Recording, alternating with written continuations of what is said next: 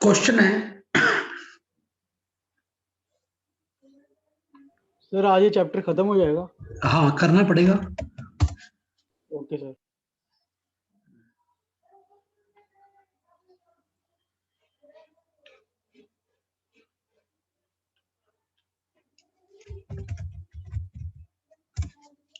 चलो देखना बेटा ध्यान से, ये एक बॉडी है, कोई भी बॉडी हो सकती है, वो स्फीयर हो सकता है, डिस्क हो सकता है, कुछ भी हो सकता है, दिया हुआ है मास एम है, रेडियस आर है, मोमेंट ऑफ इनर्शिया ICM है। ये एक रफ सरफेस पे V नोट और ओमेगा नोट से ऐसे चल रहा है। अगर V naught r omega naught के इक्वल होता तो ये प्योर रोलिंग कर रही होती, बट अगर ये V naught r omega naught के इक्वल नहीं है तो ये प्योर रोलिंग नहीं करेगी। तो ये है क्वेश्चन, ये है कि find the time eight which the object starts pure rolling motion, also find speed of centre of mass. Sir क्या करवा रहे हो? Rolling motion. सर आपने शुरू कर दिया। तो शुरू तो करूंगा यार, 5 मिनट ऊपर हो सर गए।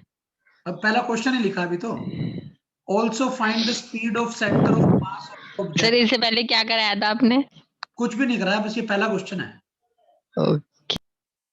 ठीक है, when it starts pure rolling motion.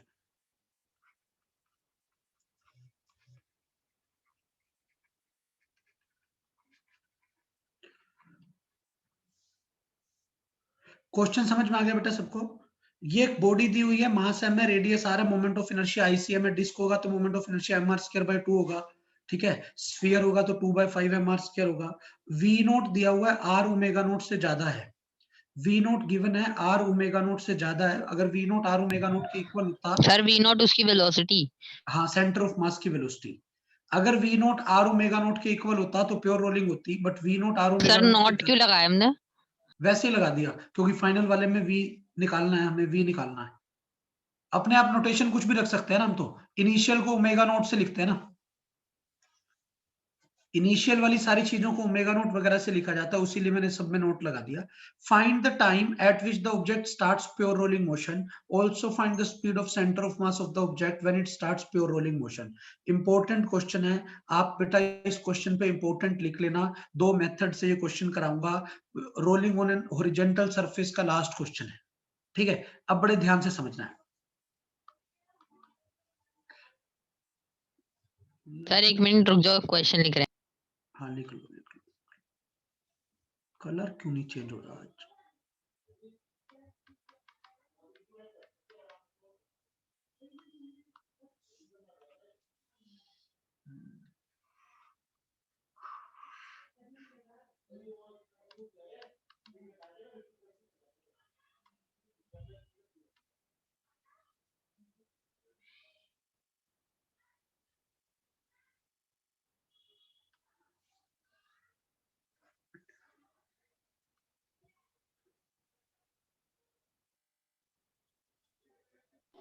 Sir ये वैसे स्लाइड में नहीं आएगी स्क्रीन?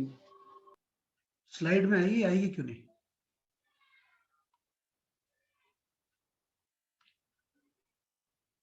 स्लाइड में भी आएगी।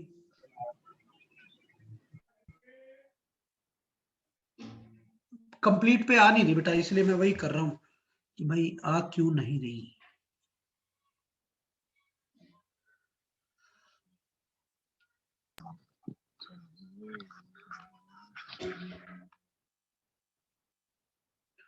पता नहीं क्या प्रॉब्लम आ रही है यार, कई दिन से ही ऐसा हो रहा है।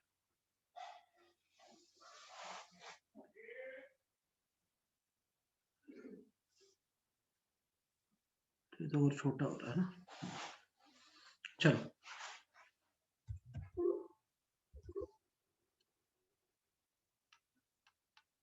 सर इसके बाद कौन सा टॉपिक है और? इसके बाद rolling on an inclined plane है। बेटा पहले ये समझते हैं। बेटा अब आप बड़े ध्यान से यहाँ पे समझोगे। इस पॉइंट पर V नोट तो आगे है और R ओमेगा नोट पीछे है। किसी को कोई doubt? No sir. No sir. V naught आगे है, R ओमेगा नोट पीछे है। कोई doubt? No sir. No sir. ठीक है। अब बेटा बड़े ध्यान से समझना, अगर मैं इस पॉइंट की मोशन देखूं,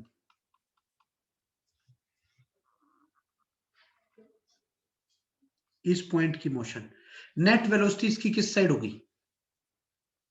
P पॉइंट की। P पॉइंट पे नेट वेलोसिटी किस साइड होगी? Sir V not. बताओ। नहीं, किस साइड होगी? ये राइट साइड में होगी या लेफ्ट साइड में होगी? Right. Forward Right direction side. Right side. हाँ बेटा, राइट। राइट में होगी। अब आप समझो बेटा, राइट में, क्योंकि V naught R omega naught से बड़ा है, तो इस पॉइंट की नेट वेलोसिटी इस साइड है।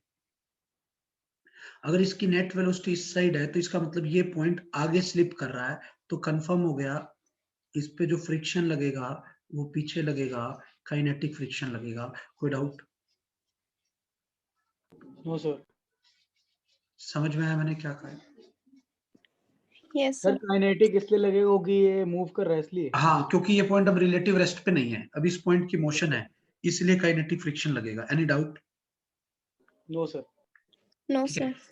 अब समझना बड़े ध्यान से, अगर यहाँ पर काइनेटिक फ्रिक्शन ऐसे अब पिछली बैकवर्ड डायरेक्शन में लग रहा है, तो इस पॉइंट पर देखो, किसी भी बॉडी पर नेट फोर्स है अब काइनेटिक फ्रिक्शन, तो what will be the acceleration of centre of mass? This will B minus of kinetic friction by mass. कोई डाउट? सर क्या है ये? बेटा एक्सेलरेशन का क्या फॉर्मूला होता है? Net force by mass. इस पूरे ऑब्जेक्ट पे नेट फोर्स क्या है? Fk by m। कोई डाउट है यहां तक बेटा? No sir. No sir. अब आपको पता होना चाहिए काइनेटिक फ्रिक्शन होगा म्यू के इंटू एन। इस केस में नॉर्मल की वैल्यू होती है mg। क्यों? क्योंकि वर्टिकल साइड में कोई भी मोशन नहीं है, तो इसका मतलब ये आ गया माइनस म्यू के into M G by M, that is minus mu के जी। Any doubt?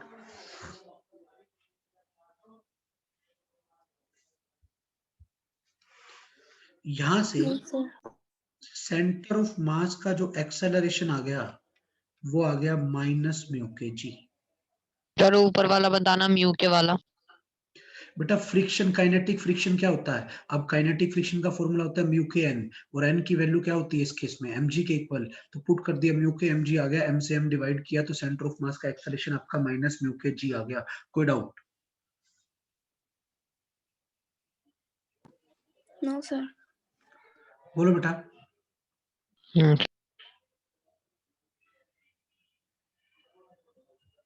समझ में आ गया मैंने क्या किया? Yes sir. अब यहां पर, यहां से बेटा टॉर्क भी आएगा। टॉर्क किसका आएगा? टॉर्क आएगा फ्रिक्शन का। टॉर्क किसका आएगा बेटा? सर ऊपर म्यू के तो 2 बार थे। दो कहां थे? कहां दो है? नहीं एक ही है। टॉर्क आएगा इस फ्रिक्शन का। इस फ्रिक्शन का टॉर्क कितना आएगा? अगर मैं टॉर्क को फ्रिक्शन निकालूं अबाउट सेंटर, वो कितना आएगा? Kinetic friction into r. Direction निकाल के देखो बेटा, आर क्रॉस एफ अंदर आ रहा है, मतलब क्लॉकवाइज आ रहा है। Yes sir. समझ में आया मैंने क्या कहा? बोलो। Yes sir. अब आपका जो टॉर्क आया, ये आया kinetic friction into r, which can be written as mu के एम जी इंटू आर, और ये टॉर्क होगा आई इंटू अल्फा। टॉर्क होगा I into alpha. Yes, sir. ठीक है, तो यहां से आपका अल्फा प्लस का आ गया, अल्फा कितना आ गया, म्यू के M G R by I सी।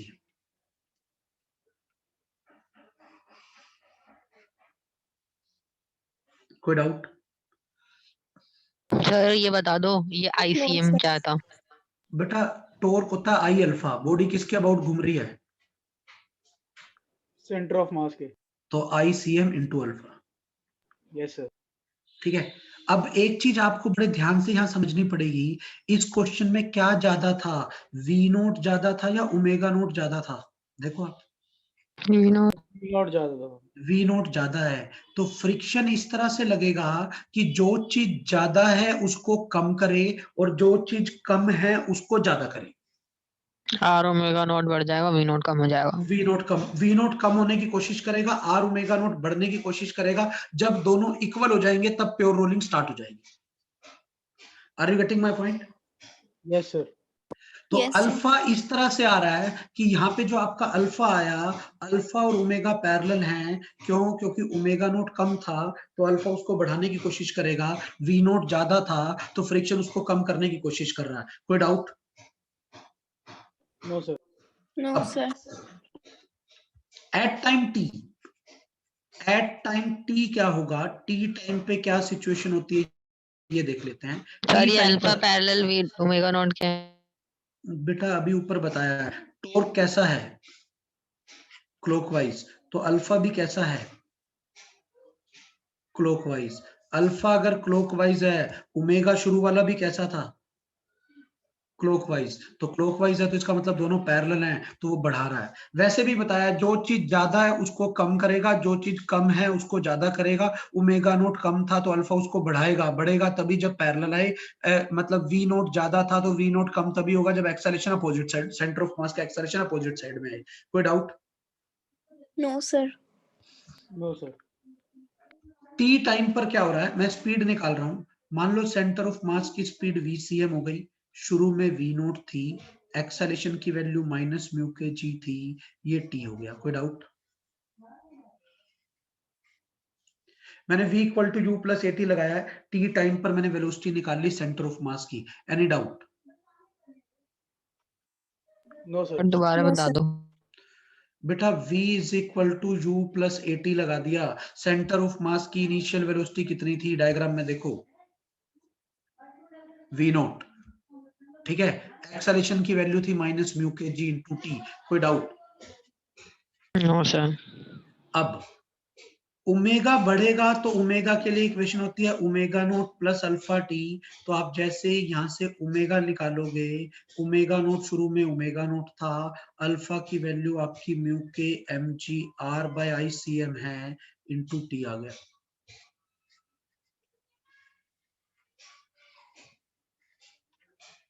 समझ आया मैंने क्या कहा है? अभी मैंने आपको ऊपर बताया भी है बेटा, रोलिंग तब होगी जब v और r ओमेगा बराबर हो जाएं, और बराबर सिर्फ तभी होंगे जब जो चीज ज्यादा है वो कम हो और जो चीज कम है वो ज्यादा हो। तो बेटा एक में प्लस का साइन आएगा और एक में माइनस का साइन आएगा। v ज्यादा था, v नोट ज्यादा था तो v नोट से कम हो रहा है, ओमेगा नोट कम था तो ओमेगा नोट से ज्यादा हो रहा है। Any doubt? No sir. No, ठीक sir. है, let us assume that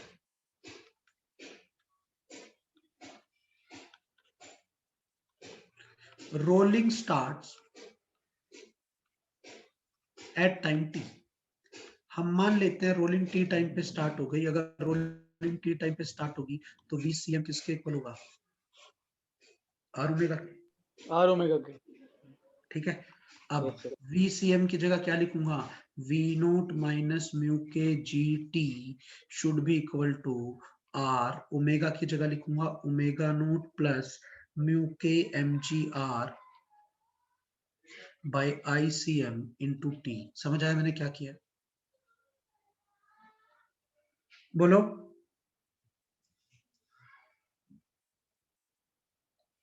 any Yes, doubt? sir. हाँ बेटा समझ में आ गया मैं क्या कह रहा हूं? Yes, sir. अब यहां से ये क्या बना, ये बन गया बेटा वी नोट माइनस म्यू के जी T is equal to are omega note plus mu के M G R square by I C M into T. कोई डाउट? No sir. आपको No, तो sir. टी निकालना है। टी वाली टर्म एक साथ ले जाओ, बाकी सारी टर्म दूसरी साइड ले आओ। This is equal to mu के जी टी प्लस म्यू के जी t into m r square by I C m. T वाली टर्म एक साथ ले आया और रीअरेंज कर दिया। यहां से आ गया बेटा, ये आ गया v naught minus r omega naught t common, क्या बच गया म्यू के जी, अच्छा म्यू के जी टी कॉमन, क्या बच गया 1 plus m r square by I C m. तो यहां से जैसे ही आपने t की वैल्यू निकाली, t comes out to be v naught minus r omega naught by mu के g 1 plus m r square by I C m. कोई sir doubt? ऊपर करना।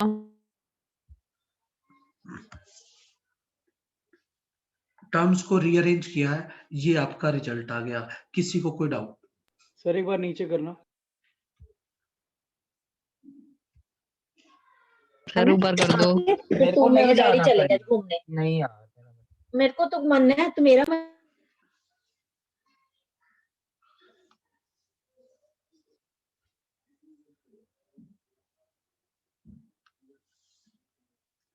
करोगे नीचे?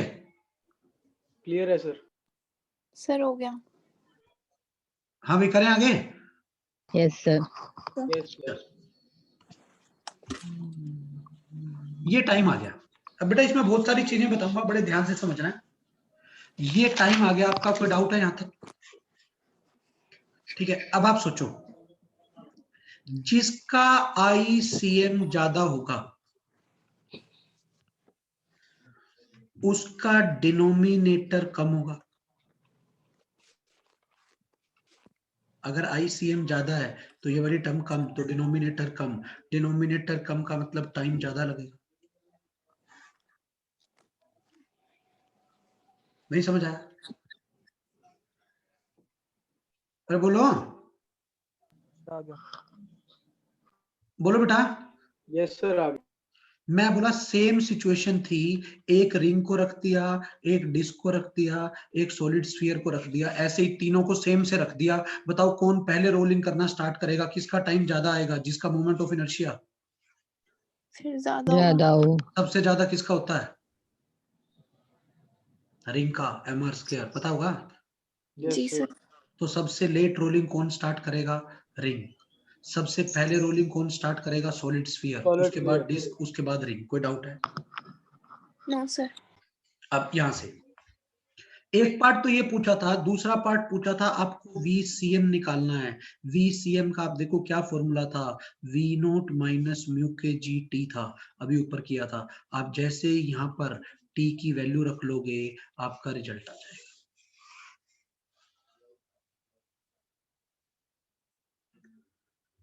कोई डाउट? No sir. अच्छा, अगला point, as the pure rolling starts, जब प्योर रोलिंग स्टार्ट हो जाएगी तब आप एक बात समझो यहां पर ध्यान से, क्या इस बॉडी पर कोई फोर्स लगेगी? कोई एक्सटर्नल फोर्स लगा रखी है क्या हमने जब प्योर रोलिंग स्टार्ट हो रही हो? Sir friction. नहीं नहीं, फ्रिक्शन को छोड़ दो, एक बार भूल जाओ। वैसे ही सोचो, अगर मैं कहूं इसकी प्योर रोलिंग स्टार्ट हो गई, क्या कहीं बॉडी पर एक्सटर्नल फोर्स है? क्या एक्सेलरेटेड प्योर रोलिंग है या सिंपल प्योर रोलिंग है? सर सिंपल है। सर सिंपल सिंपल है. है। और सिंपल रोलिंग में फ्रिक्शन लगता था कि नहीं लगता था हॉरिजॉन्टल पे? सर लगता था। भूल सर गए? नो. सर नहीं लगता था, एक्सेलरेटेड में लगता था, सिंपल में नहीं हाँ, लगता। सिंपल में नहीं लगता था। तो इसका मतलब ये है जब प्योर रोलिंग स्टार्ट हो जाएगी, friction force becomes zero. Yes sir. तो फ्रिक्शन कब तक लग रहा है? जब तक रोलिंग नहीं हो रही। किसी को कोई doubt? No No, sir. sir. ठीक है। अच्छा, इसका एक तरीका और बता देता हूँ इसी क्वेश्चन को करने का। एक अल्टरनेट मेथड होता है ये, और देखना बेटा। फिर आ रहा हूँ accelerated rolling on an inclined plane, वो देखना है फिर हमें बेटा। ये चैप्टर आज कंप्लीट हो जाएगा। करना पड़ेगा, ये 10 मिनट फालतू लगे, आज कंप्लीट करेंगे।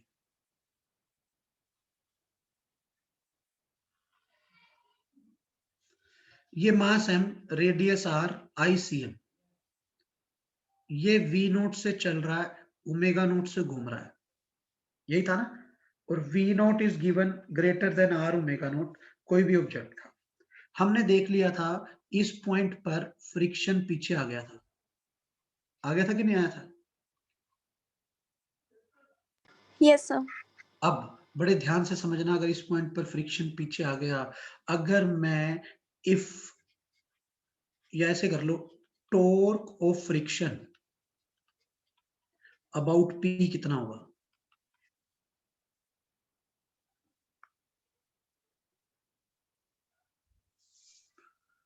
बोलो। अरे फ्रिक्शन का टॉर्क पी से कितना होगा? Okay mgr। अबाउट पी पूछा, अब सेंटर के अबाउट नहीं पूछा। सर 0। 0 क्यों? सर क्यों लाइन 0 ऑफ होगा? फोर्स पास कर रही है। हैं? सर 0 कैसे?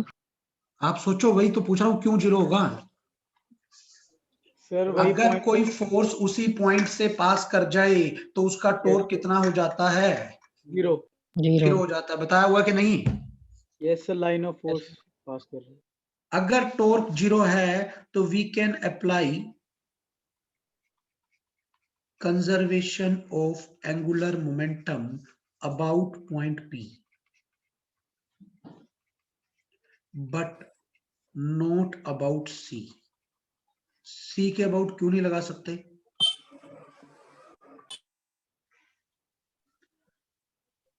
क्योंकि C के अबाउट फ्रिक्शन का टॉर्क 0 नहीं नहीं है। लगेगा। एंगुलर मोमेंटम का कंजर्वेशन कब लगता था? जब नेट टॉर्क 0 हो। नेट टॉर्क 0 P पॉइंट के अबाउट हो सकता है या C पॉइंट के अबाउट हो सकता है? Sir P p। Point. Sir P. P के अबाउट। समझ आ गई मैंने क्या कहा है? जी यस सर। अब आपको क्या करना है? अब ये हो गया angular momentum of system about P initial, और angular momentum of system about P final बराबर होने चाहिए। समझ आया क्या किया मैंने?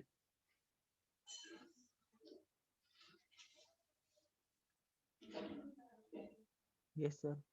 ठीक है, अब यहां से समझना ध्यान से। What is the angular momentum of system about P? आपको याद हो तो हम ये पहले पढ़ चुके हैं एंगुलर मोमेंटम में, that is it is angular momentum of system with respect to center of mass plus angular momentum of center of mass with respect to P. Sir angular momentum को ऊपर वाला दोबारा बता दो। बेटा टॉर्क 0 है तो एंगुलर मोमेंटम कंजर्व होगा। Yes sir. टॉर्क 0 है तो एंगुलर मोमेंटम क्या होगा? कंजर्व। अगर कंजर्व है तो बेटा इनिशियल इक्वल टू फाइनल होना चाहिए। Yes sir. ठीक है, तो इसलिए मैंने ये जनरल पॉइंट आपको पहले ही बताया हुआ। एंगुलर मोमेंटम में हमने इस पे बेस क्वेश्चन भी किए थे कि angular momentum of system at about any point is equal to angular momentum of system about centre of mass plus angular momentum of centre of mass about P। कोई doubt? No sir. अब देखो शुरू की situation क्या थी? Initial situation ये थी,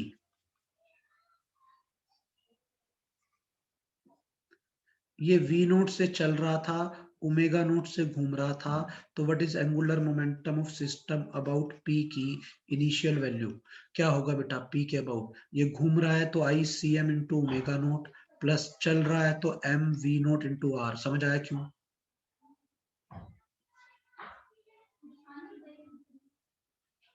कैसे? बेटा आप एंगुलर मोमेंटम में जाकर देख सकते हो, क्वेश्चन वहां पर करवाया हुआ है। अगर हमने वो क्वेश्चन वहां पर किया हुआ है तो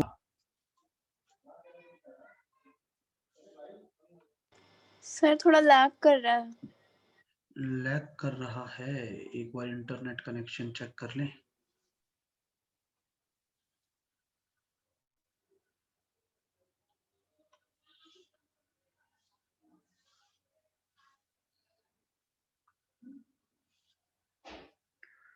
ये समझ नहीं आया बेटा, सेंटर ऑफ मास पे खड़े होके देखो, सेंटर ऑफ मास पे खड़े होके घूम रहा होगा तो ICM × ओमेगा नॉट होगा। बोलो बेटा, अब ठीक है, अब भी लगेंगे? नहीं ठीक है सर।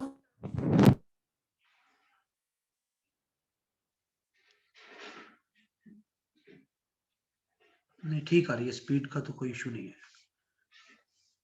सर अब ठीक है। एंगुलर आप सेंटर ऑफ मास पे खड़े होके देखोगे तो ये खाली घूमता घूमता दिखेगा, तो ICM ओमेगा नॉट, और P पॉइंट से सेंटर ऑफ मास को देखोगे तो वो चलता चलता दिखेगा, तो MV नॉट R। कोई डाउट?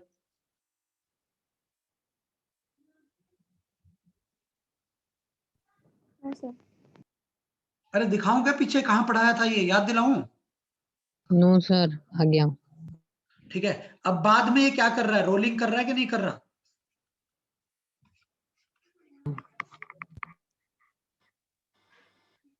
हाँ बेटा, बाद में ये क्या करने लग गया, finally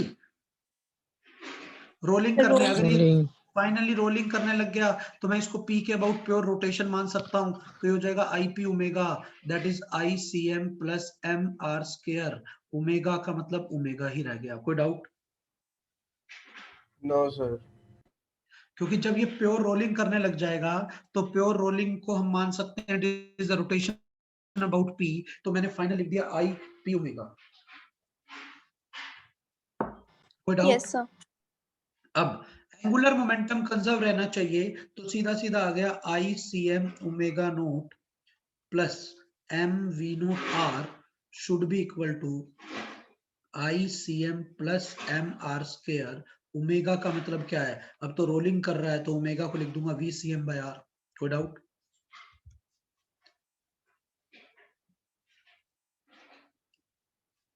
no sir. No sir. जैसे ही आप VCM निकालोगे वो टर्म आ जाएगी ICM R omega note plus MV naught R square by ICM plus MR square. ये तब स्पीड है, speed of object when it starts pure rolling motion।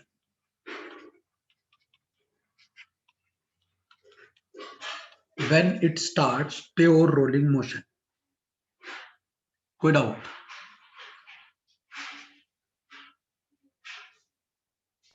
No sir.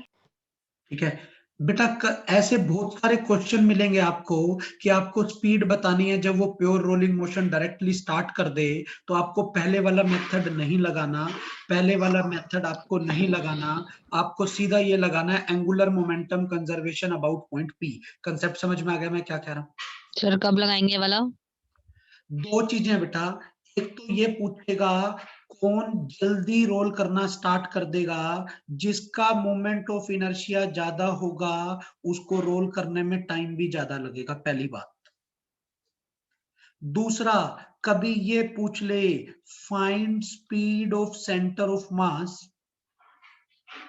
When it starts pure rolling motion.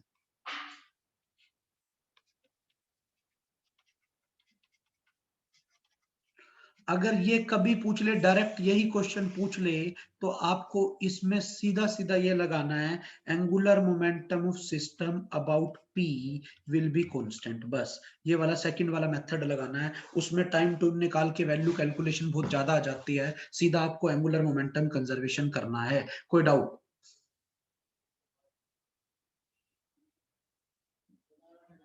हाँ जी,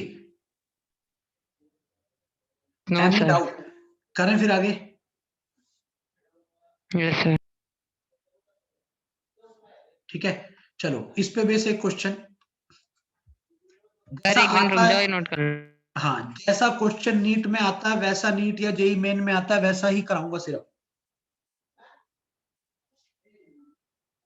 NCERT की exercise में भी दिया हुआ ऐसा question.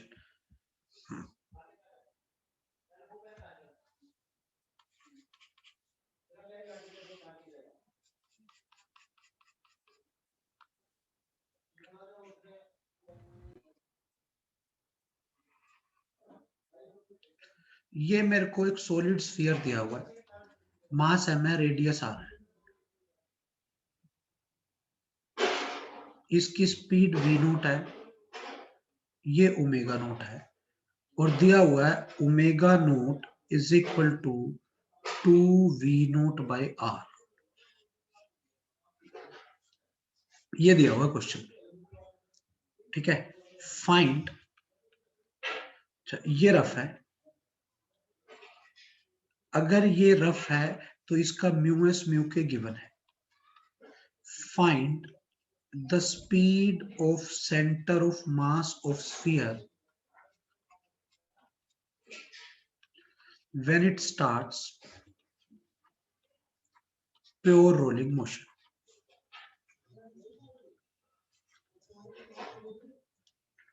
when it starts pure rolling motion, find the sir rough के आगे आपने क्या लिखा है? किसके आगे? Mu S rough. म्यू के। रफ का मतलब है म्यू एस म्यू के, दो होते हैं ना बेटा, coefficient of static friction, coefficient of kinetic friction, दोनों दिए हुए हैं। अरे क्लियर है? Yes sir. आपको ये निकालना है when it starts pure rolling motion.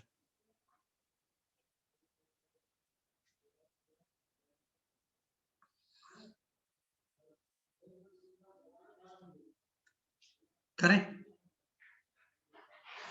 देखो अब Yes, ध्यान sir. से, अब आपको सीधा टाइम टू पूछा ही नहीं, सीधी आपसे स्पीड पूछी है। तो बेटा जब सीधी स्पीड पूछी है तो स्पीड के लिए क्या करना है, मैं वही चीज बता रहा हूं डायरेक्टली। अभी आपको बताया था जब भी डायरेक्टली स्पीड पूछी हो आपको क्या करना है?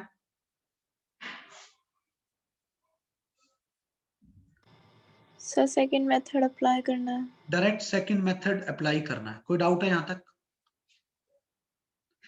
ठीक है, देखना क्या करूंगा। Angular momentum of system about p की इनिशियल वैल्यू और एंगुलर मोमेंटम ऑफ सिस्टम की अबाउट p की फाइनल वैल्यू सेम होनी चाहिए। Any doubt? No, sir. No sir. अब समझो ध्यान से, इनिशियल वैल्यू क्या आएगी बेटा? अभी पढ़ा था ICM omega note plus MV naught R। कोई डाउट? No, sir. और फाइनल क्या आएगी? IP ओमेगा, नए वाला ओमेगा जो रोलिंग करना स्टार्ट कर देगा जब। Yes, sir. अब यहां से ICM सॉलिड स्फीयर है बेटा, सॉलिड स्फीयर का ICM 2/5 mr square plus MV naught R, solid sphere का P के अबाउट मोमेंट ऑफ इनर्शिया। समझ आया कैसे किया? Yes, sir. बेटा आप IP को लिखोगे ना ICM प्लस MR स्क्वायर, वो पुट करके लिख दिया। क्वेश्चन में देखो, क्वेश्चन में दिया हुआ था omega naught is 2v naught by r। Sir तो हम आईपी की जगह डायरेक्ट ICM mr स्क्वायर लिख देते। हाँ बस वो वही लिखा हुआ है, ऐड कर दिया दोनों को टोटल, तो 7/5 mr स्क्वायर बन गया। अब देखो बेटा ओमेगा नोट की वैल्यू दी हुई थी 2v naught by r, put कर लो तो ये आ गया 2/5 mr स्क्वायर। ओमेगा नोट है 2v naught by r plus mv naught r is equal to 7/5 m r square. Omega हो जाएगा फाइनल स्पीड बाय r। कोई डाउट? क्योंकि रोलिंग जब करेगा तो VCM R ओमेगा बराबर होंगे, तो ये R से R कट गया, ये R से एक R कट गया। कोई डाउट? No, sir. अब आप देखो M M M कैंसिल, यहाँ क्या बचा? 4/5 V naught R plus V naught R is equal to 7/5 VCM R। तो R R R cancel. Any doubt? No, sir. ये बच गया बेटा 9/5 V naught is equal to 7/5 VCM। तो बेटा 5 से 5 कैंसिल, तो आपका जो VCM आ गया, जो आपकी VCM की वैल्यू आ गई, this is 9/7 V note. This will be your answer. कोई डाउट? सर। ठीक है, अब देखो मैंने टाइम निकाल के अगर मैं करता तो पहले फ्रिक्शन निकालता, फिर एक्सेलेरेशन निकालता, फिर ये देखो जो पहला मेथड था बहुत बड़ा हो जाता। तो इसलिए हम इसमें डायरेक्ट लगाते हैं कि पहला मेथड ना लगाकर direct conservation of angular momentum about p लगाकर हम स्पीड निकाल सकते हैं। Any doubt? No, sir. चलो करें अगला टॉपिक। सर क्लास कितने बजे तक है? 3 बजे तक। Rolling on an incline plane,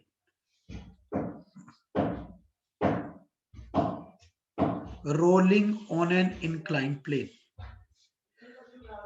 rolling motion में सबसे इंपॉर्टेंट पोर्शन, तीन जगह है जहां से क्वेश्चन के सबसे ज्यादा चांस होते हैं। सबसे इंपॉर्टेंट अगर कोई चीज है रोलिंग मोशन में, अगर सबसे इंपॉर्टेंट अगर कोई चीज है, अब भी लैग हो रहा है क्या? No sir. सर अब नहीं हो रहा। सर लैग हो रहा है। देखना बेटा, यहां पर रोलिंग मोशन में सबसे इंपॉर्टेंट 3 चीजें हैं जहां से क्वेश्चन एक पक्का आएगा। इन 3 में से एक टॉपिक तो ये मोस्ट इंपॉर्टेंट है, rolling on an incline plane. सबसे इंपॉर्टेंट टॉपिक ये है। सेकंड नंबर पे है फ्रैक्शन ऑफ काइनेटिक एनर्जी वाला, कि कितना फ्रैक्शन ट्रांसलेटरी में, कितना रोटेटरी में किया था, 2/5, 3/5, 1/2, सर वो 1/2। टेबल। हाँ वो टेबल, ठीक है। और थर्ड जो सबसे इंपॉर्टेंट पोर्शन है वो ये इससे पहले वाला क्वेश्चन जो अभी इससे जस्ट पहले किया है। और अगर इन 3 में से नहीं आता तो फोर्थ बनता है वो वाला क्वेश्चन कि कितनी हाइट पे लगाऊं कि फ्रिक्शन 0 आएगा। कल किया था ना H = जो 2/5 फैक्टर फालतू था तो उसकी वजह से। Yes sir. ये 4 मोस्ट इंपोर्टेंट क्वेश्चन है जो आपको क्लियरली पता होने चाहिए। समझ में आ गया मैं क्या कह रहा हूं? Yes sir. ठीक यस है। सर। अच्छा अब एक चीज बताओ, मेरे पास हॉरिजेंटल सरफेस है, हॉरिजेंटल, इंक्लाइन प्लेन नहीं है, मेरे पास हॉरिजेंटल सरफेस है। क्या रोलिंग स्मूथ हॉरिजेंटल सरफेस पे हो सकती है? क्या रोलिंग स्मूथ हॉरिजेंटल सरफेस पे हो सकती है या नहीं हो सकती? No yes sir. सर। बोलो बेटा। हाँ बेटा, रोलिंग ऑन, क्या रोलिंग स्मूथ हॉरिजेंटल सरफेस पे हो सकती है? Yes sir. क्या रोलिंग रफ हॉरिजेंटल सरफेस पे हो सकती है?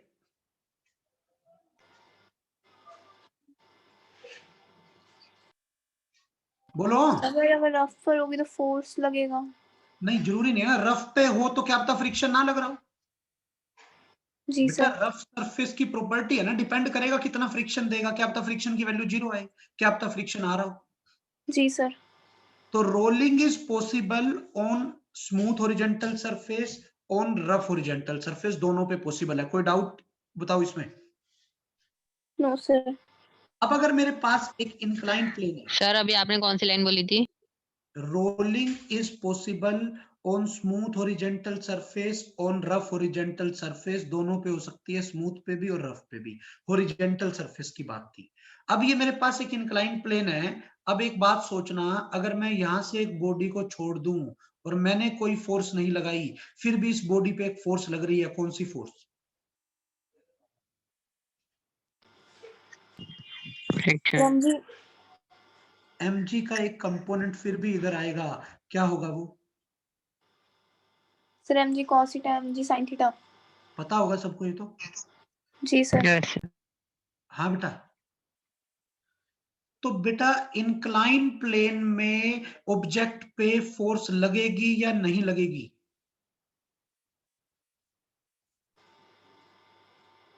बोलो। सर लगी। अगर अगर सर एक्सटर्नल फोर्स ही लगेगी। लगेगी, वो अपने आप ही लग रही है mg, कोई डाउट है? तो अगर नेचुरल लग रही लगेगा। है तो ये रफ होना चाहिए क्या स्मूथ होना चाहिए इंक्लाइन प्लेन? Rough rough. ही होना चाहिए, क्योंकि फोर्स हमेशा सेंटर पे लगेगी, और जब भी फोर्स सेंटर पे लगेगी तो फ्रिक्शन को पीछे आना ही आना पड़ेगा। ये मैं आपको ऑलरेडी बता चुका हूं। कोई डाउट? No sir. नो समझ में आ सर। गया मैं क्या कह रहा हूं? बोलो भाई, अब समझना ध्यान से। Yes sir. Rolling is possible on, किस पे बेटा? Rough. On rough incline plane.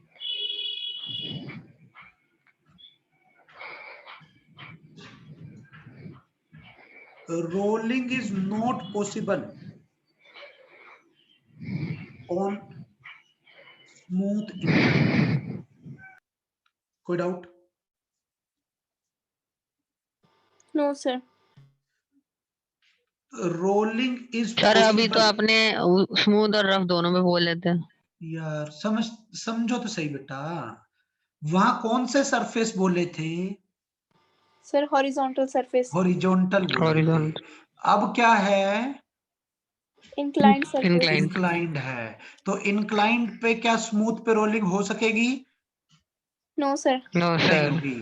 तो rolling is possible on smooth horizontal surface. Inclined plane पे नहीं हो रही, स्मूथ हॉरिजॉन्टल पे हो सक रही है। And rolling is possible on rough horizontal surface. समझ में आ रहा है मैं क्या कह रहा हूं? Yes sir. कोई डाउट है? Can a body roll on smooth inclined plane? No sir. No. No समझ सर। में आ गया क्यों बेटा? Yes sir. यस चलो सर, एक बार दोबारा रीजन बता दो उसका। बेटा, अगर किसी भी ऑब्जेक्ट पे फोर्स लग रही हो सेंटर पे, तो बेटा घूमने के फ्रिक्शन लिए बैकवर्ड। तो फ्रिक्शन बैकवर्ड क्यों चाहिए? वो फ्रिक्शन चाहिए ना। फ्रिक्शन कब आएगा? जब सरफेस रफ होगा, स्मूथ होगा। अरे फ्रिक्शन कब आएगा? जब सरफेस रफ होगा, स्मूथ होगा। Yes sir. Sir rough. Rough होना चाहिए, इसलिए रफ इंक्लाइंड प्लेन पे रोलिंग हो सकती है, स्मूथ इंक्लाइंड प्लेन पे रोलिंग नहीं हो सकती। समझ में आ रहा है बेटा मैं क्या कह रहा हूँ? जी यस सर। सर। चलो देखना अब आगे ध्यान से। अब हम रोलिंग मोशन कर रहे हैं इंक्लाइंड प्लेन पे। अभी मैंने आपको बेसिक सी चीज बता दी थी। ये मेरे पास एक इंक्लाइंड प्लेन है, ये एंगल थीटा है। यहाँ पे एक ऑब्जेक्ट है, इस ऑब्जेक्ट का मास m है, रेडियस r है, moment of inertia I cm है। तो बेटा अंडरस्टूड है कि यहां पर mg sin थीटा लगेगा, यहां पर mg cos थीटा लगेगा, इधर एक नॉर्मल भी आएगी। ठीक है। अब अगर ये नीचे आना शुरू होगा तो इसका खुद का एक एक्सेलेरेशन होगा सेंटर ऑफ मास का, और साथ साथ ये घूमेगा अल्फा से, और फ्रिक्शन पीछे आएगा। फ्रिक्शन का नेचर स्टैटिक होगा क्योंकि प्योर रोलिंग मोशन है। किसी को कोई डाउट? No sir. ठीक है। तो सिचुएशन ऐसी हो गई कि ये इंक्लाइन प्लेन है। अगर मैं सिर्फ इसके करेक्टरिस्टिक देखूं, फोर्स भूल जाऊं, तो सेंटर ऑफ मास का एक एक्सेलरेशन है और दूसरा यहाँ पर अल्फा भी है। तो एक चीज तो वही A C M equal to R alpha होगी। होगी कि नहीं होगी? Yes sir. आप इस पॉइंट के अबाउट इसको प्योर रोटेशन भी मान सकते हो।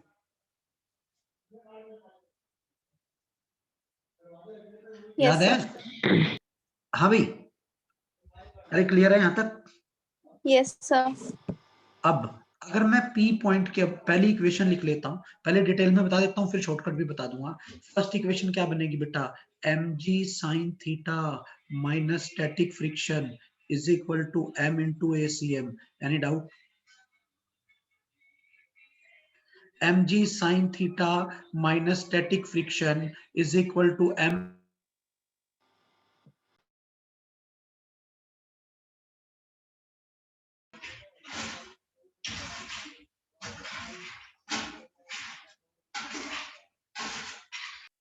सर अगर आज ये चैप्टर फिनिश हो जाएगा तो कल कौन सा स्टार्ट करेंगे?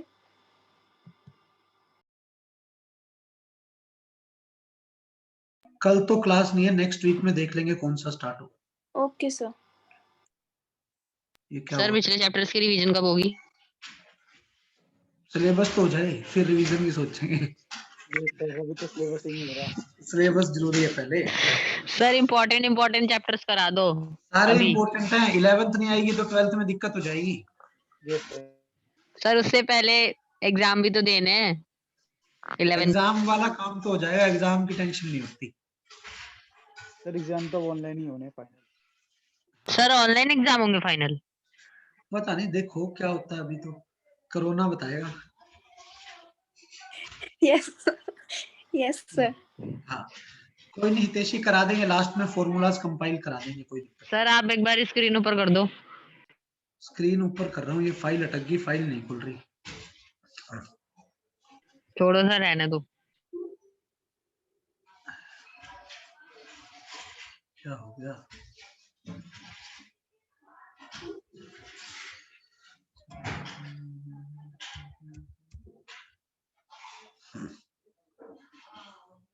चलो कोई नहीं, देखते हैं अभी।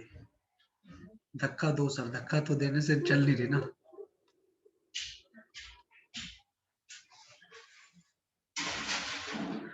बेटा ये समझ में आ गया मैंने कैसे किया है? आती है mg sin theta by 1 plus mr square by ICM। कैसे? जो पिछली इक्वेशंस लिखी थी उस इक्वेशन में ACM की वैल्यू रखोगे तो फ्रिक्शन आ जाएगा। कोई डाउट? सारे अभी आपको questions रिमाइंड भी करा दूंगा कि मैंने पहले क्या पढ़ाया था, उस हिसाब से मैं आपको रिमाइंड भी करा दूंगा सारा।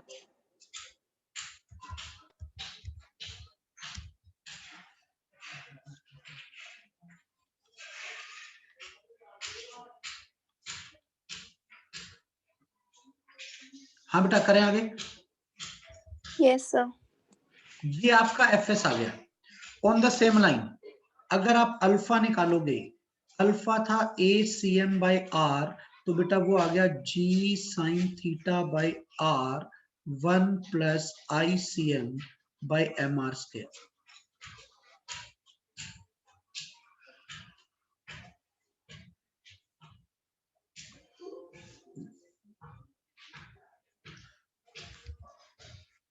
कोई डाउट? सर No, दोबारा sir. बता दो। बेटा ACM अभी निकाला था, वैल्यू पुट की, FS इतना आ गया, वैल्यू पुट की, ACM किसके इक्वल था अपना बेटा? R अल्फा के इक्वल था, तो यहाँ से आपने अल्फा निकाला, वो आ गया ACM बाय R, तो आपकी अल्फा की वैल्यू इतनी आ गई। Yes, sir. अब आपको ये भी पता होना चाहिए कि static friction is less then the limiting friction.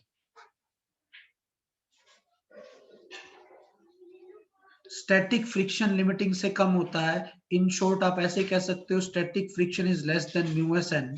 ठीक है, अगर ऐसा है तो आप देखो स्टैटिक फ्रिक्शन की वैल्यू क्या थी आपकी? mg sin theta by 1 plus mr square by ICM, this is less than mu S N. N की वैल्यू कितनी है? mg cos थीटा, mg से mg कैंसिल, तो यहां से आ गया mu S is greater than tan theta by 1 plus mr square by ICM। मतलब रोलिंग होने के लिए म्यू एस की मिनिमम वैल्यू इतनी होनी चाहिए, tan theta by 1 plus mr square by ICM।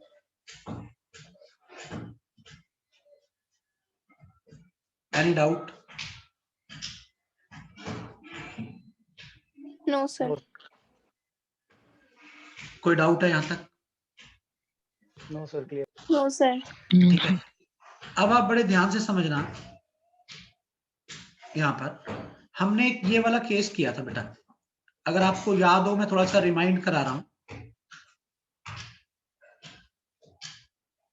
इधर हमने F फोर्स लगाई थी, यहां पर म्यू एस म्यू के दिए हुए थे। आपको याद हो इस केस में हमने ACM पढ़ा था, वो आ गया था F by M plus ICM by R square. Friction पढ़ा था, फ्रिक्शन आ गया था F by 1 plus MR square by ICM। Yes, sir. ये जो अपना जो केस चल रहा है, हम जो ये पढ़ रहे हैं, इसमें फोर्स सेंटर पे कितनी फोर्स लग रही है? mg cos sin theta. mg sin theta.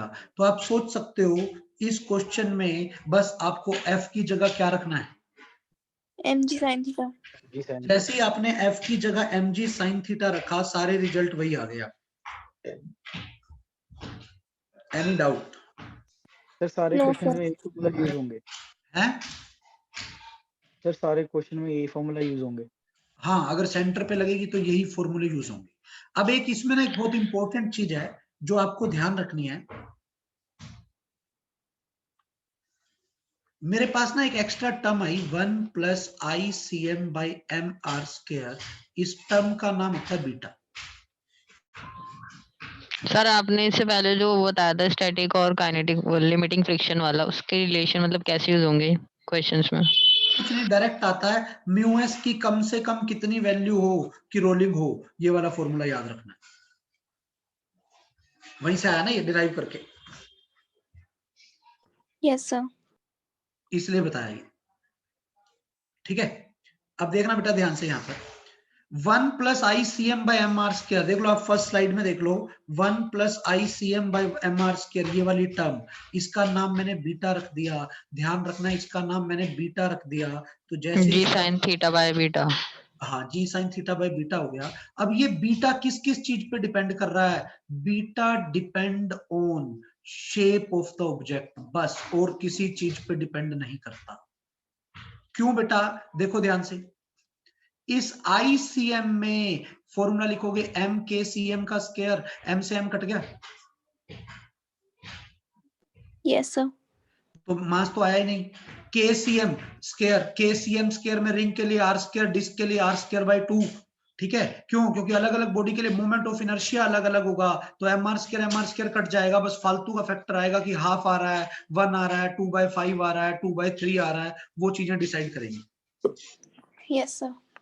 तो आपको ध्यान रखना है, बीटा डिपेंड करता है शेप पर, और beta is independent of mass and radius.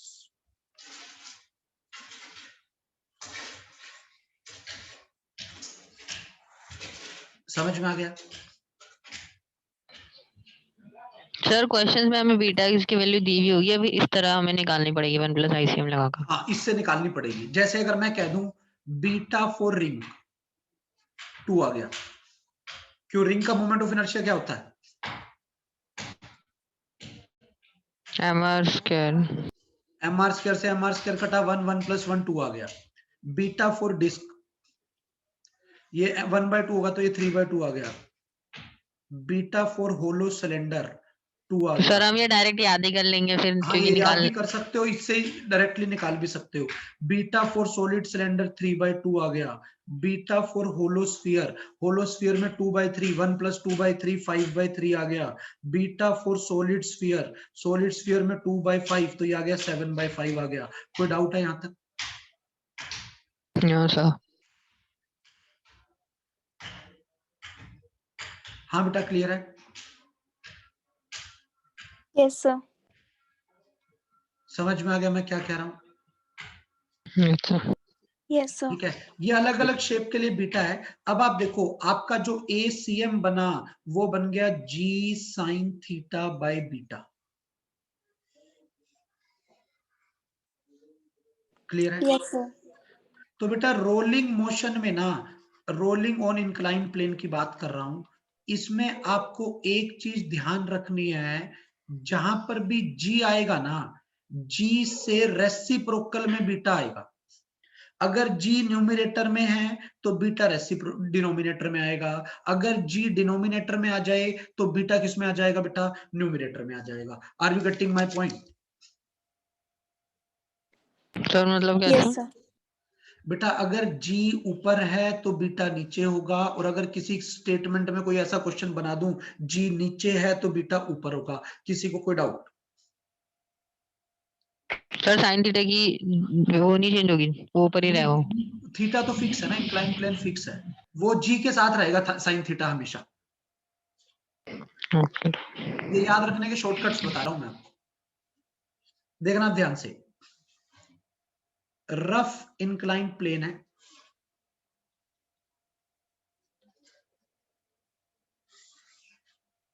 इस पे रोलिंग हो रही है। ठीक है, रफ इंक्लाइन प्लेन है जिसका थीटा दिया हुआ है, इस पे रोलिंग हो रही है।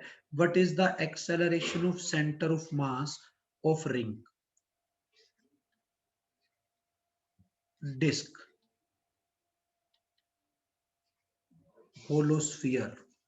सर इसमें डायरेक्ट बीटास की वैल्यू रख देंगे ना? हाँ, solid sphere, hollow cylinder, solid cylinder बोलना। बेटा देखना ध्यान से, बीटा की वैल्यू रिंग के लिए 2 है, तो ये आ गया जी हाफ। हाफ। ये क्या था, डिस्क के लिए देखो 3/2 है।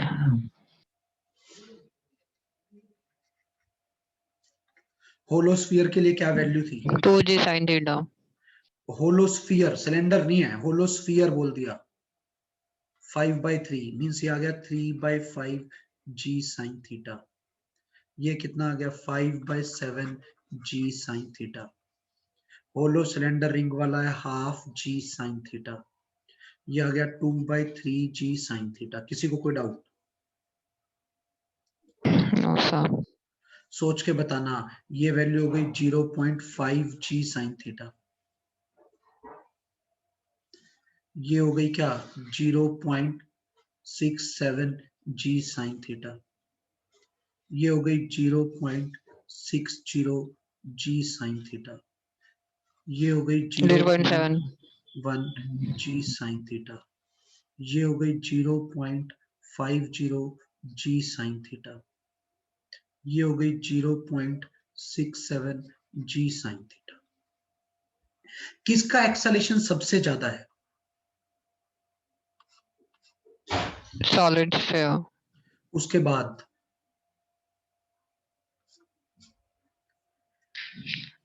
डिस्क और सॉलिड सिलेंडर का इक्वल है सर। डिस्क और सॉलिड सिलेंडर का इक्वल है। देन उसके बाद हॉलो स्फीयर। होलोस्फीयर। उसके बाद हॉलो सिलेंडर। रिंग और होलो सिलेंडर का इक्वल है। किसी को कोई डाउट? No sir. हाँ बेटा, क्लियर है यहाँ तक? Yes sir. समझ में आ गया मैं क्या कह रहा हूँ? बोलो बेटा। अरे क्लियर है यहाँ तक? Yes sir. तो इसमें ऐसा क्वेश्चन बनता है कि ये मेरे पास एक इंक्लाइन प्लेन है, फ्रिक्शन इज सफिशिएंट की रोलिंग हो रही है, यहां से एक रिंग, एक डिस्क, एक सॉलिड स्फीयर, तीनों को एक साथ छोड़ दिया। कौन ग्राउंड पे पहले पहुंचेगा, कौन बॉटम पे पहले पहुंचेगा? सर जिसका सबसे ज्यादा होगा एक्सप्लेनेशन। किसका ज्यादा अभी पड़ा है? Solid sphere. सॉलिड स्फीयर का। उससे कम, उसके बाद कौन सा आएगा? डिस्क। उसके बाद जाएगी रिंग। रिंग। रिंग।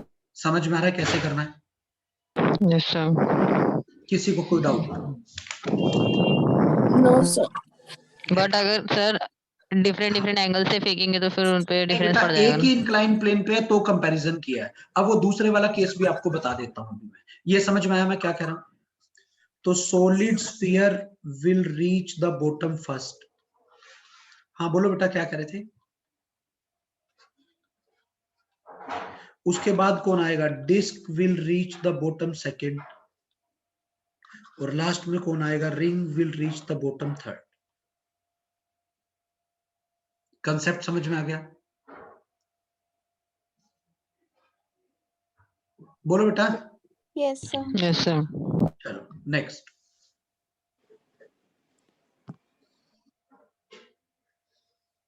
ये मेरे पास इंक्लाइन प्लेन है, मास m है, रेडियस r है, मोमेंट ऑफ इनर्शिया ICM है। कोई भी बॉडी हो सकती है, ठीक है? अच्छा, ये आप ये मानो रिलीज्ड फ्रॉम रेस्ट,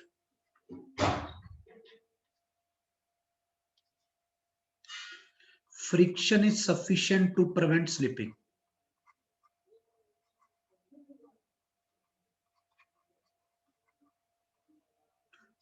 मतलब ये रोलिंग करके आ रहा है, जब ऐसी वर्डिंग लिखी हुई हो ना, मतलब ये रोल करके आ रहा है, रेस्ट से छोड़ा है, तो थोड़े टाइम के बाद ये यहां जाएगा। बोलो भाई। अरे यस क्लियर है क्या? सर। जब ये यहाँ पे आएगा तो यहाँ पे कुछ ना कुछ वेलोसिटी होगी, कुछ ना कुछ ओमेगा होगा। ये सिचुएशन थी टाइम 0 की, यहाँ पर कुछ ना कुछ टाइम होगा। कोई doubt? No no sir. Sir.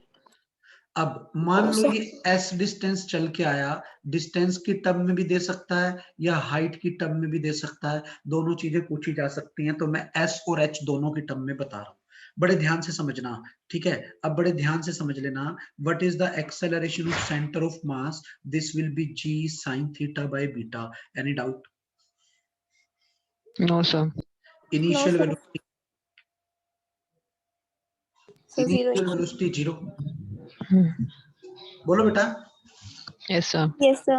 अगर टाइम निकालना चाहूं तो मैं लिख सकता हूं s equal to u t plus half a t square, s आपको निकालना है, u 0 है, plus half half g sin theta by beta t square by beta into T square. तो आपका जो t आ गया वो आ गया 2s by ji sine theta, और मैंने आपको कहा था अगर g नीचे आएगा तो बीटा अपने आप ही ऊपर आएगा। किसी को कोई doubt? No, sir. No sir. Any doubt? Sir इसके लिए बस एक ही वैल्यू याद रखनी चाहिए बस। बस ये याद रखना चाहिए आपको इससे सब कुछ निकल जाएगा। कोई doubt?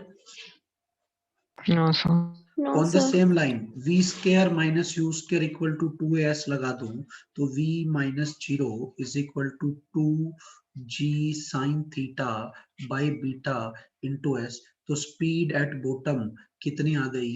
√2g sine theta into s by beta.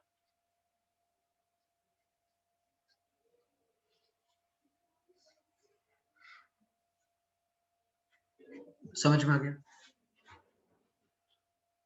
Yes, sir. हाँ बेटा, कोई डाउट है क्या इसमें? No sir. No, अब sir. यहीं से समझना, what is h by s? sin theta. तो what is s? H by sin theta. आप s की जगह h बाय साइन थीटा जैसे ही रखोगे, time to reach the bottom h by sine theta, तो बेटा साइन थीटा बाहर चला जाएगा, ये बचेगा √2h बाय जी और साथ में बीटा। समझ आया कैसे बनाया यहां से? सर g के साथ भी तो sin थीटा था, वो कहाँ गया? बेटा एक साइन पहले था, एक साइन और आएगा, साइन स्क्वायर हो गया, स्क्वायर रूट से बाहर निकल के एक बच गया। ओके। अब आप देखो s को लिखो h by sine theta, sine theta cut जाएगा, तो speed at centre of speed of the centre of mass at bottom is √2gh by beta. कोई डाउट? s नो को सर। लिखा h बाय साइन थीटा, तो वहां से मैंने ये निकाल लिया। तो ये चीजें दो आपको याद रखनी है, ये हाइट की टर्म में है और ये बेटा s की टर्म में है। समझ में आ गया? Yes sir. कोई डाउट है यहां तक? No, sir. करें आगे?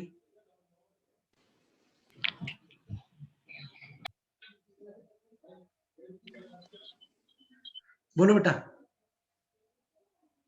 Yes, sir. अगला point, if inclined plane is smooth, अगर आपका inclined plane smooth है, सर रोलिंग नहीं होगी, स्मूथ सरफेस पर। हाँ, then there will be no rolling। अच्छा एक चीज और, क्यों नहीं होगी रोलिंग स्मूथ पे? दिक्कत क्या है? देखो अगर इंक्लाइन प्लेन स्मूथ हुआ और मैंने इसको रेस्ट से छोड़ा तो कोई फ्रिक्शन है ही नहीं, फ्रिक्शन नहीं है तो टॉर्क नहीं है, टॉर्क नहीं है तो ये घूमेगा नहीं। समझ आ रही है मैं क्या कह रहा हूं? Yes, sir. इस केस में एक्सेलरेशन जो होगा सेंटर ऑफ मास का वो सिर्फ g साइन थीटा होगा, उसमें रोटेशन वाली कोई भी चीज नहीं आएगी, क्योंकि फ्रिक्शन है ही नहीं, जो टॉर्क दे ही नहीं रहा तो घूमेगा नहीं। कोई doubt? No sir. Concept sir समझ तो में आ फिर गया? इससे s और h दोनों की वैल्यूज चेंज हो जाएंगी, क्योंकि a की वैल्यू चेंज हो गई है। हाँ हाँ, वो उसके बाद तो एस टी एच सब चेंज हो जाएगा। ये तब है अगर स्मूथ इंक्लाइन प्लेन हो, तो ओनली कौन सी मोशन है बेटा, ट्रांसलेटरी मोशन है, अगर रेस्ट से छोड़ रहा हूं। Yes sir. समझ में आ गया मैंने क्या कहा है? कई बार ना ऐसा क्वेश्चन आ जाता है, सोच के बताना। ये एंगल दिया हुआ है 45 डिग्री का, ये एंगल है 45 का, ये स्मूथ इंक्लाइन प्लेन है, ये रफ है। यहां से एक रिंग को छोड़ दिया, यहीं से एक रिंग को छोड़ दिया सेम साइज की। दोनों, ये फर्स्ट केस है, ये सेकंड केस है, दोनों के एक्सेलेरेशन की रेशियो।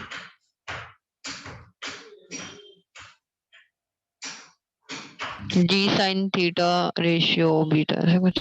एक तो आएगा जी साइन 45 पहले में, तो दूसरे में आएगा जी साइन 45/2। बाय 2 क्यों आएगा? दूसरी इसमें रोलिंग होगी कि नहीं होगी सेकंड केस में? बीटा की वैल्यू डाल दी सर, रिंग की बीटा की वैल्यू रिंग के लिए डाल दी मैंने, ये कैंसिल हो गया। क्या आंसर आ गया? 1:2 समझ में आया मैंने क्या कहा है? Yes sir. किसी को कोई डाउट है?